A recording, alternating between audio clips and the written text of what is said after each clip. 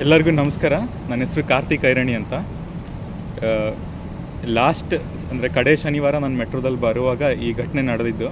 ಒಬ್ಬ ಅಜ್ಜ ವಯಸ್ಸಾದಗಿದ್ದರು, ತುಂಬ ಕೊಳಕಾದ ಬಟ್ಟೆ ಹಾಕ್ಕೊಂಡಿದ್ರು. ಅದಕ್ಕೆ ಅವ್ರನ್ನ ಮೆಟ್ರೋದೊಳಗೆ ಬಿಡಲಿಲ್ಲ, ರಾಜಾಜಿನಗರ ಮೆಟ್ರೋದಲ್ಲಿ.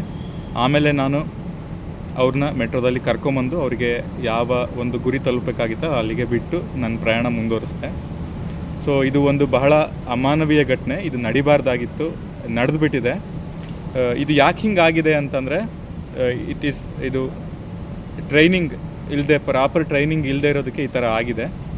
ಸೊ ಈಗ ನಾನು ನ್ಯೂಸಲ್ಲಿ ನೋಡಿದೆ ಆ ಸಿಬ್ಬಂದಿನ ವಜಾ ಮಾಡಿದ್ದಾರೆ ಅಂತ. ದಯವಿಟ್ಟು ನಂದೊಂದು ಹಂಬಲ್ ರಿಕ್ವೆಸ್ಟ್ ಏನಂದರೆ, ಆಗಿದ್ದ ಘಟನೆ ಆಗೋಯ್ತು, ಅವ್ರನ್ನ ವಜಾ ಮಾಡೋದು, ಕೆಲಸದಿಂದ ತೆಗೆಯೋದು ಆ ಥರದ್ದೆಲ್ಲ ಮಾಡಬೇಡಿ.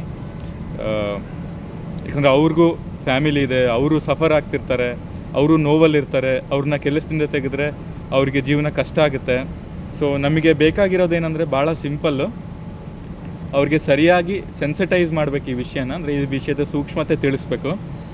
ಆಮೇಲೆ ಇದು ಟ್ರೈನಿಂಗ್ ಕೊಟ್ಟು ಮೆಟ್ರೋ ಸಿಬ್ಬಂದಿನ ಅಪ್ಗ್ರೇಡ್ ಮಾಡಬೇಕು ಈ ವಿಷಯದೊಳಗೆ. ಆವಾಗ ಈ ಥರ ಘಟನೆಗಳು ನಡೆಯಲ್ಲ. ಸೊ ನಾವು ಮೆಟ್ರೋ ಸಿಬ್ಬಂದಿಗೆ ಭಾಳ ಕೃತಜ್ಞತಾಪೂರ್ವಕವಾಗಿದ್ದೀವಿ. ಮೆಟ್ರೋ ಬಂದಾಗಿಂದ ನನ್ನ ಜೀವನ ತುಂಬ ಸರಳ ಆಗಿದೆ. 2.5 ಗಂಟೆ ಆಗ್ತಿತ್ತು ನಾನು ರಾಜಾಜಿನಗರಿಂದ ನಮ್ಮ ವೈಟ್ ಫೀಲ್ಡಿಗೆ ಬರಲಿಕ್ಕೆ. ಮೆಟ್ರೋ ಬಂದಾಗಿಂದ ನಮ್ಮ ಪ್ರಯಾಣದ ಅವಧಿ 1 ಗಂಟೆ 15 ನಿಮಿಷ ಆಗಿದೆ. ಸೊ ಮೆಟ್ರೋದಿಂದ ನಮಗೆ ತುಂಬ ಅನುಕೂಲ ಆಗಿದೆ. ಸೊ ದಯವಿಟ್ಟು ಅವ್ರನ್ನ ಕೆಲಸದಿಂದ ತೆಗೆಯೋದು ಆ ಥರದ್ದು ಯಾವ ಕೆಲಸನೂ ಮಾಡಬೇಡಿ ಪ್ಲೀಸ್. ಅವರಿಗೆ ಟ್ರೈನಿಂಗ್ ಕೊಟ್ಟು ಅವ್ರನ್ನ ಅಪ್ಗ್ರೇಡ್ ಮಾಡಿ, ಅವ್ರಿಗೆ ಒಳ್ಳೆಯದಾಗಲಿ. ನಾವೆಲ್ಲರೂ ಸಂತೋಷದಿಂದ ಇರೋಣ.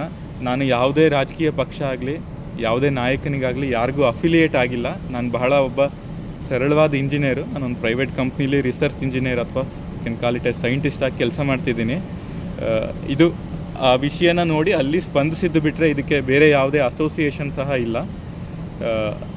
ಆಗೋಗಿದೆ. ಇದನ್ನೆಲ್ಲ ಮರೆತುಬಿಟ್ಟು ನಾವು ಮುಂದುವರಿಯೋಣಂತೆ. ಎಲ್ಲರಿಗೂ ಒಳ್ಳೆಯದಾಗಲಿ, ಎಲ್ಲರೂ ಸಂತೋಷದಿಂದ ಇರೋಣ.